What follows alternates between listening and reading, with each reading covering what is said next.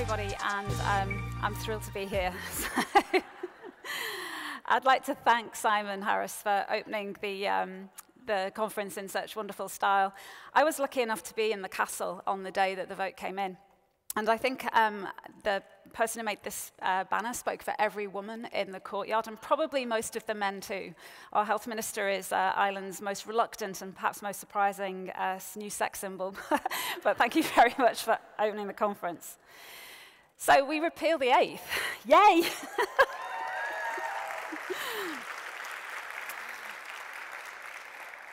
And I'm not a politician or really a political activist. I'm simply a doctor and a scientist. And the last time I was here on stage, as Anne said, was the very first Inspirefest, and I was talking about the research centre I established. But I was very involved in the repeal of the 8th Amendment campaign. And as the dust settles, people far more qualified than me, experts in political science, will start to unpack how a woman-led grassroots movement that was essentially crowdfunded with minimal financial support took on the combined forces of the Catholic Church, the alt-right, and won. I suspect books will be written on the lessons that we learned during the Yes campaign and its triumph. But in the few minutes I have, I just wanted to share a few of my reflections on how we did it. 4 weeks ago exactly, I was at home in Cork. I'd just voted, and we had another agonizing 12 hours to wait until the exit polls reported. It was a really, really long day. And it seems odd now to think, given what subsequently transpired in terms of the result, that there was ever any doubt about it at all. But I think it's worth reminding ourselves of the international context in which the referendum was set. An array of well-funded anti-abortion groups viewed the Irish referendum as the front line of a wider battleground. Elsewhere in the world right now, reproductive rights are under threat and under attack. Ireland was viewed by many of these groups as the last bastion of restricted abortion. And consequently, they arrived on our shores in digital form and in real form in huge numbers. It was thought to be a test case for how these groups could actually curtail reproductive rights elsewhere. And in addition, foreign interference in elections has become the norm on a global scale. In the post-Brexit Trump era, there was huge uncertainty, in my mind at least, as to whether we would actually succeed in our ambition. And right up to the moment the exit polls reported, I had massive doubt. So what worked? Well, it turns out that facts do matter. The exit polls reveal that one of the most influential aspects in the Yes campaign were the personal stories of women like Michelle Hart. Michelle was a patient of mine and one of the bravest women I've ever met. She was denied treatment for cancer when she presented with an unintended pregnancy, and I was denied permission to perform a termination of pregnancy in this country. Michelle, like many thousands of women, had to travel to the UK. She later died, but not before giving as many media interviews as she could to raise awareness of her plight. Women like Michelle and Savita Halappanavar are etched on our collective consciousness. They died because of the 8th Amendment, and their stories were incredibly powerful. Despite the best attempts of the No campaign, their stories were believed, and they resonated, as did the personal testimonies of the many brave parents who shared their heartbreaking stories of having to travel to the UK to foreign hospitals when they received a diagnosis of a fatal fetal abnormality.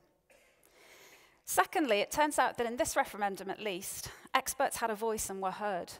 The vast majority of practicing obstetricians like myself were pro-repeal, and a small but vocal number of us took to the airways and to social media to back up the personal testimonies of our patients.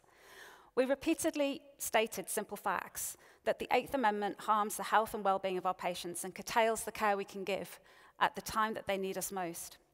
We were helped by the fact that the No campaign could only offer a tiny number of retired doctors to counter this view. And on this issue, the Irish electorate happily decided to believe women and their largely female doctors. Thirdly, social media became a very effective tool in the repeal campaign. Women shared their stories anonymously on Facebook pages like In Her Shoes.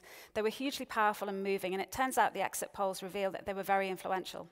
The Transparent Referendum Initiative, a crowd-funded volunteer group, amassed significant evidence that Irish voters were being micro-targeted by foreign-funded ads on Facebook. And this led to the unprecedented announcement from Facebook just 2 weeks before the vote, immediately followed by Google, that all referendum ads were to be banned. Twitter, which can be a double-edged sword in political campaigns, was an excellent platform for sharing bite-sized facts and was the source of many lighter moments during the campaign like this one. No mention of the role of Twitter in the repeal campaign would be complete without referencing Repeal Shield, though. Repeal Shield was created by a small group of pro-repeal volunteers, and it allowed subscribers to add a block list of over 16,000 accounts, which were largely deemed to be bots, trolls, and fake accounts responsible for spreading lies and misinformation. A post hoc analysis of the accounts blocked by Repeal Shield revealed that over 70% of them were American-based, and a small minority were Russian, providing further evidence of foreign interference and the potential for meddling in the electoral process. Finally, and most obviously, we repealed the Eighth Amendment because the Irish electorate voted yes. And they did so emphatically across the island of Ireland in almost every age group and in almost every demographic. My parents, pictured here, their generation voted for the Eighth Amendment in 1983.